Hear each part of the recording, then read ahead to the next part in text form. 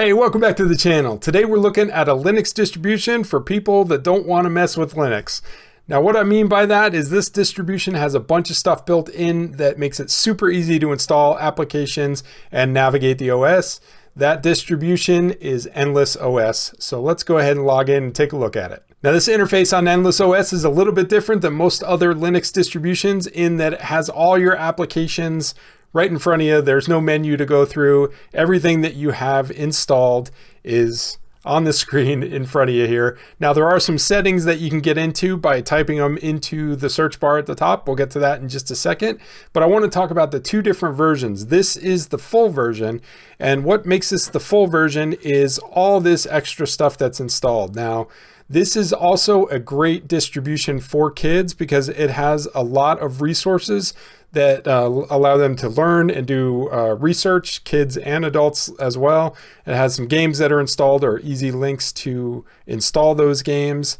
It's just some coding utilities, all kinds of social applications, and these come pre-installed on the full version. Now there is a basic version that's a much smaller download. It's a multi-language distribution, and it is the same distribution. It just has less of the installed applications on there. So if you don't want all this stuff pre-installed, you can download that and just install stuff as you see fit. All right, so now what do I mean when I say this is a Linux distribution for people that don't want to mess with Linux? Well, there's two big things in my mind, and one of them is the interface. This is a fantastic, very, very simple interface. Anybody that installs this distribution can jump right in. They don't need to know the command line. They don't need to know anything about the desktop environment that they're using. It's very intuitive. If you've ever used a smartphone, you'll feel right at home.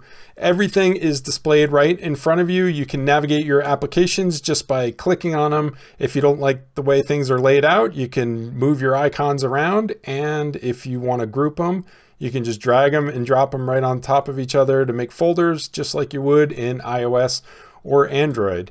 Now, say there's something on here that you know is on the system, but you don't see the icons here, you can just start typing. So say you want to change your display settings.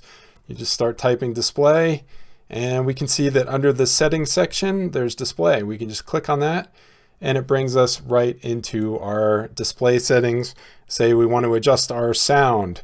Again, settings, and we can change the sound. Now, in addition to that, it also shows you applications that you have that are related to sound, and it also has some suggestions of things that you can install from the App Center that might have to do with sound or whatever keyword you typed in. It's really intuitive, really simple, and this interface works very, very well on a wide variety of machines, even some real low spec machines. Now you may have been wondering what this orange bar at the top here is. If you click on that, it shows you the date, has some quotes and words of the day, some suggested apps to install, and then it has this masterpiece of the day. You can click on this and find out more information in WikiArt.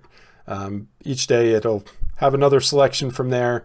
Just get you exposed to some of that artwork and some quotes and some inspirational and whatever else is in there. It's just kind of a nice little dashboard. Okay, so that's the interface. Now the next thing that makes this a good beginner-friendly, easy to use, kid-friendly Linux desktop is the way you install applications. Now, normally, if you've used any Linux distribution, what applications you install depends on the distribution that you're using.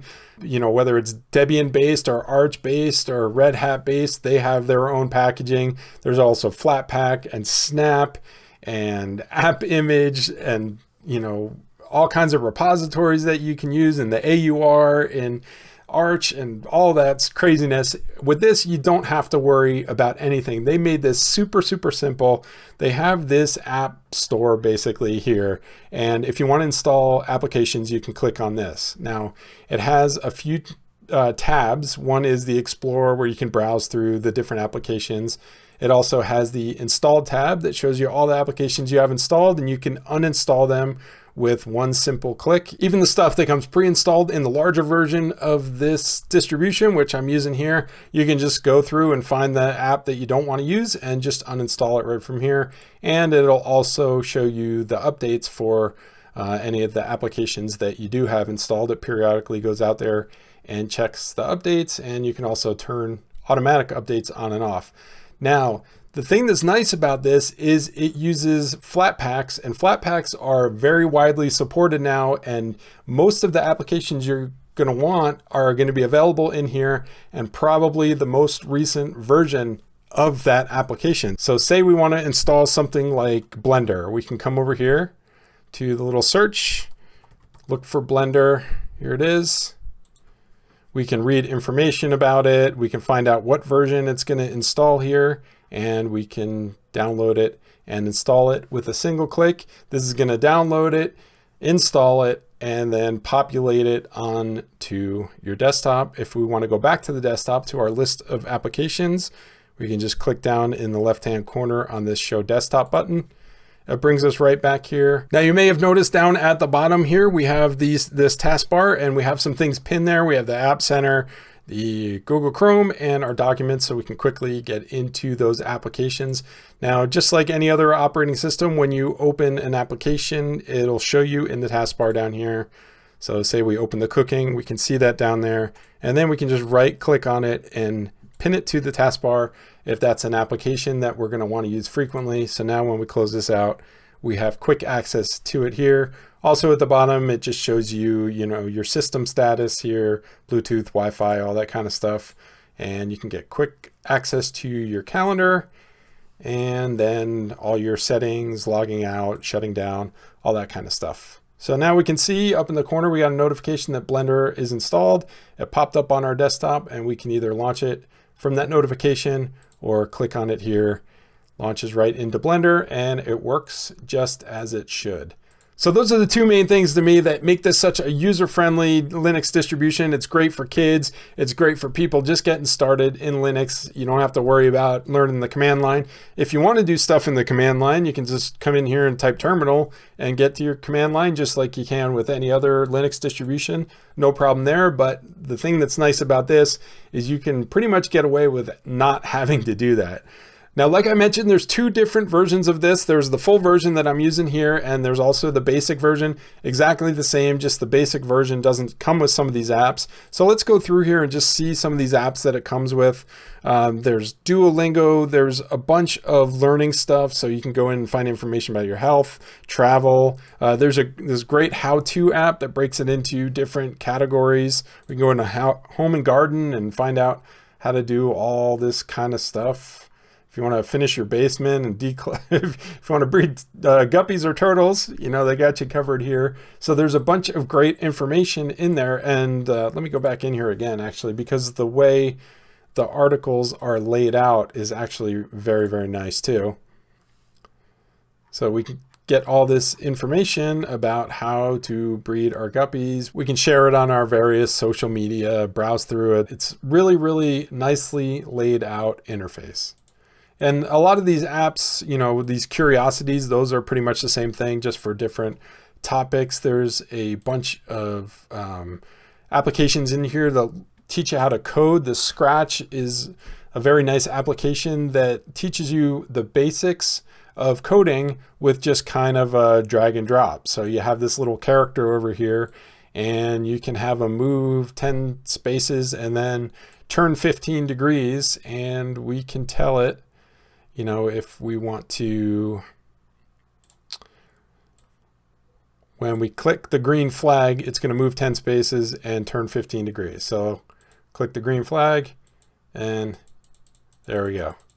And then say we want to do something like a loop, we can just grab this forever loop, dump it right on there. So now when we click the green flag, it's going to do this, and it's going to loop it forever. So there we go. And then we can kill it.